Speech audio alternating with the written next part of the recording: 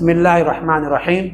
Rabbi यस्सिर वला तुअस्सिर वतम्मिम bill खैर या फत्ताह या करीम व बिका नस्तईन रब्बि इश्रह ली सदरी व यस्सिर ली अमरी वहलुल उक़दतम मिन लिसानी यफ़क़हू क़ौली आमीन या रब्बल आलमीन। तब हम अगले हदीस पे चढ़ रहे हैं, जाएंगे और अगले हदीस पढ़ेंगे हम। ये अगले हदीस अनिस शदीद इब्न सुवैद रज़ियल्लाहु तआला अन्हु क़ाल मर्र बी रसूलुल्लाह सल्लल्लाहु अलैहि वसल्लम व अना जालिसुन हाकज़ा, और मैं गुज़र हुआ अल्लाह के रसूल सल्लल्लाहु अलैहि वसल्लम का मुझ पर और मैं इस तरह बैठा हुआ था। अना जालिसुन हाकज़ा, और मैं इस तरह बैठा हुआ था। वक़द वज़अतु यदैय अल-युस्रा खल्फ़ ज़हरी, किस तरह बैठा हुआ था? वक़द वज़अतु यदी युस्रा, कि मैंने रखा था अपना उल्टा हाथ, यदी अल-युस्रा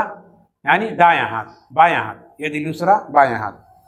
कि मेरे पास से गुजरे जबकि मैं इस तरह बैठा हुआ था कि अपना बायां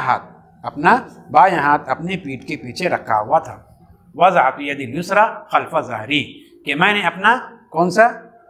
बायां हाथ जो है, अपना बायां हाथ अपने पीठ के पीछे रखा हुआ था। वत्तक़अतु, और यत्तक़अ टेका लेना, वत्तक़अतु, और मैंने टेका लिया हुआ था अला इलैहि यदी, और मैंने टेका लिया हुआ था,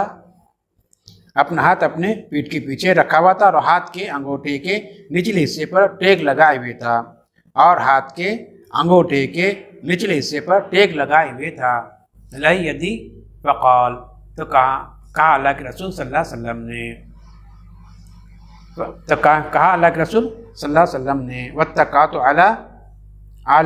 आलैति यदी, और मैंने अपने हाथ के अंगूठे के निचले हिस्से पर टेक लगाए हुए रखा था। फ़क़ाल, तो बस कहा अल्लाह के रसूल अतक़उदु क़िअदतल मग़ज़ूबि अलैहिम, अतक़उदु क़िअदतल मग़ज़ूबि अलैहिम, क्या कहा? आपने फरमाया क्या तू उन लोगों की तरह बैठता है जिन पर गज़ब इलाही नाजिल हुआ। अतक़उदु, क्या तुम बैठते हो? क़िअदतल मग़ज़ूबि अलैहिम, मग़ज़ूबि अलैहिम की बैठक की तरह, जिस तरह मग़ज़ूबि अलैहिम बैठा करते हैं, क्या तुम उस तरह बैठते हो? तो इस तरह भी नहीं बैठना चाहिए, इस तरह जो है मग़ज़ूबि अलैहिम बैठा करते हैं। कौन बैठा करते हैं? मग़ज़ूबि अलैहिम। चलिए, बाब फ़ी आदाबिल मजलिसी वल जलीस, बाब फ़ी आदाबिल मजलिसी वल जलीस, किसके बारे में? तो यही कह रहे हैं, कहते हैं इल्यतुल यद से मुराद हाथ की असल है। इल्यतुल यद का मतलब क्या? असल, यानी वो असल जिसका असर अंगूठी की असल पर ख़त्म हो जाता है, उसको इल्यतुल यद कहते हैं। और हाथ का दूसरा सिरा जिसकी असल चुटकुली है उसको सिर्रा कहा जाता है।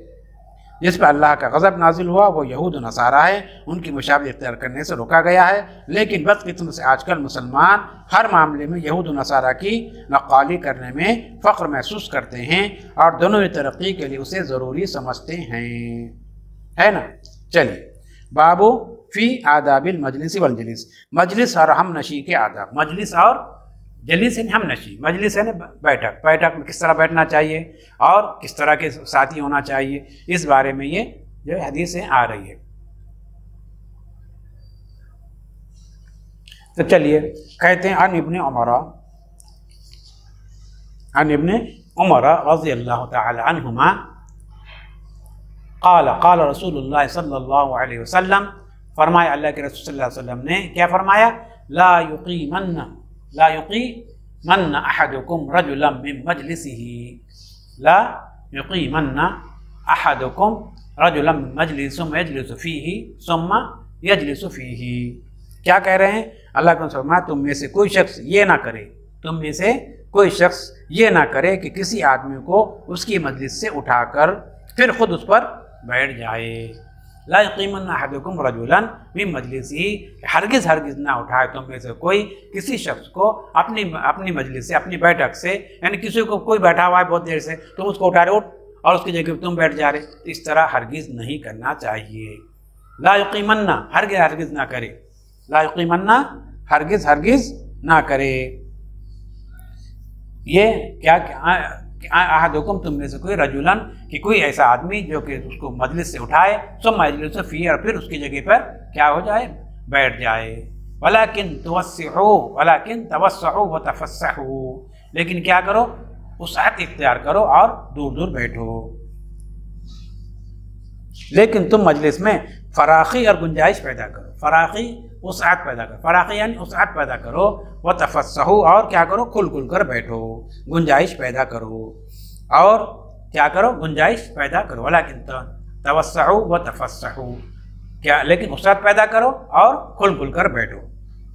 اور گنجائش پیدا کرو یعنی آگے پیچھے ہٹ جایا کرو اور کسی جگہ نہ تو اس کو جگہ دے دیا کرو وکان ابن عمر اذا قام له رجل من مجلسه تو حضرت ابن عمر رضی اللہ تعالیٰ کی عادت تھی کہ جب کوئی کھڑے ہو جاتا کوئی شخص اپنے جگہ سے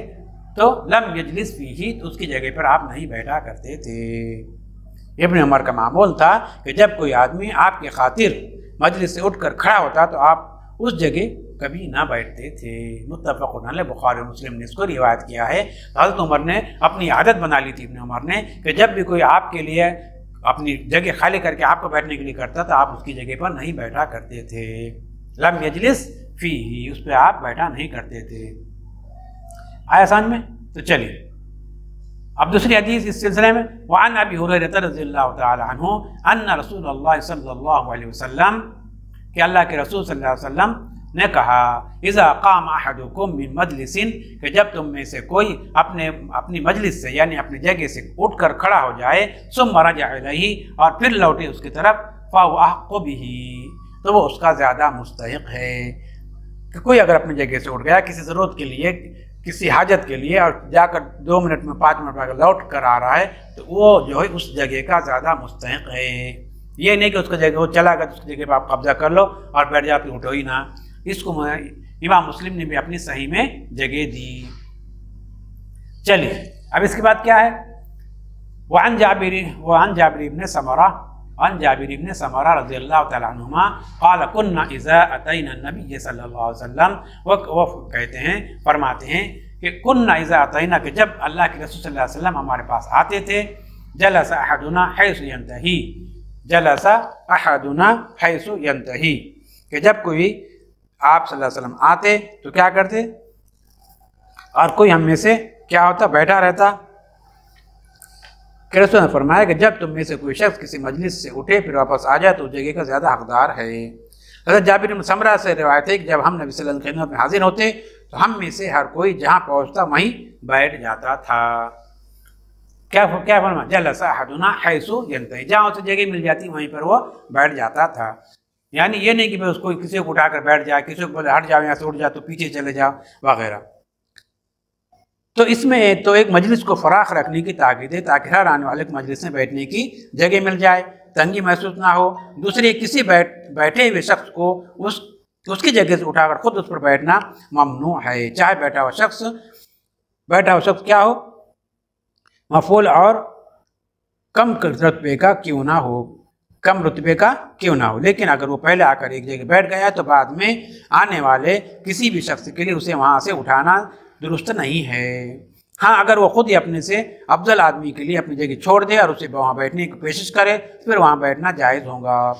حضرت ابن عمر اس صورت میں بھی وہاں نہیں بیٹھتے تھے تو یہ ان کے غایت درجہ زہد تقوی اور احتیاط کا نتیجہ تھا ورنہ اس کی ممانعت نہیں ہے البتہ اس طرح بازار وغیرہ سے کوئی شخص اپنا سودا بیچنے کے لیے کوئی ایک جگہ مخصوص کر لے تو اس پر اس کا حق فائق ہے اور وہ وہاں آ کر بیٹھنے والے دوسرے شخص کو اٹھا سکتا ہے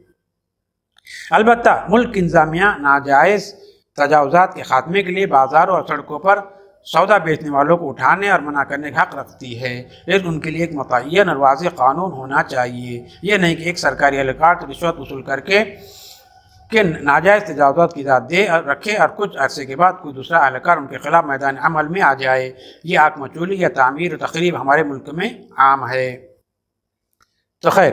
تو یہ اس طرح کے قاعدے اور قانون جو ہے بتائے جا رہے ہیں کہ کسی کی جگہ پہ نہیں بیٹھنا چاہیے سمجھ میں چلیے اب آگے کیا ہے عن ابی عبداللہ